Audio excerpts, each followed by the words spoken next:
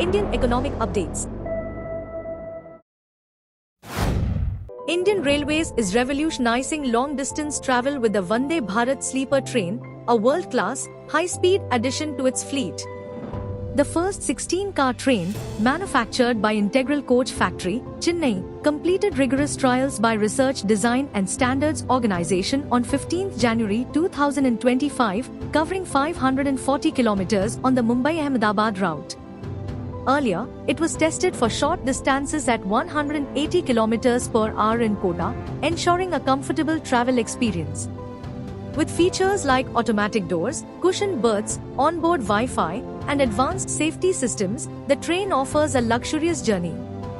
Production of 9 more sets is planned for 2025, with full-scale manufacturing of 24-car trains starting in 2026 to 27. Designed under Make in India, the Vande Bharat sleeper embodies India's engineering excellence and commitment to modern, efficient rail travel.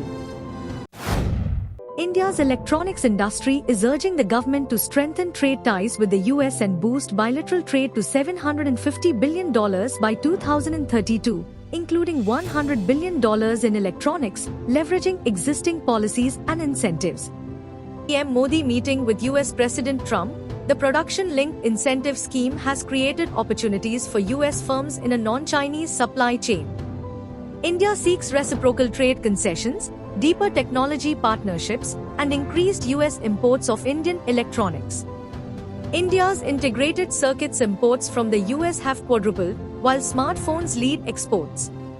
With China's reduced direct exports, India offers an alternative supply chain, shifting assembly geographically and reducing reliance on Chinese ownership, making it a key partner for US trade expansion. Fintech firms like BharatPe and Paytm, focused on merchant payments and lending, now face rising competition from major banks. HDFC Bank's SmartHub Vyapar, ICICI Bank's InstaBiz, and Axis Bank's Neo for merchants target small businesses, while SBI plans to relaunch YONO for merchants with UPI payments and instant credit. Axis Bank is scaling its digital platform, emphasizing seamless onboarding and compliance. Banks are leveraging fintech partners like Mintok to enhance offerings. HDFC Bank, with 3 million merchants processing 30,000 crore rupees monthly, integrates payments with banking services. Initially, banks overlooked UPI merchant payments, assuming customers remained loyal through accounts, until fintech introduced loans and additional products, intensifying competition. The budget proposes an export promotion mission with an outlay of 2,250 crore rupees to support MSMEs, enhance export credit access, and tackle non-tariff barriers in overseas markets.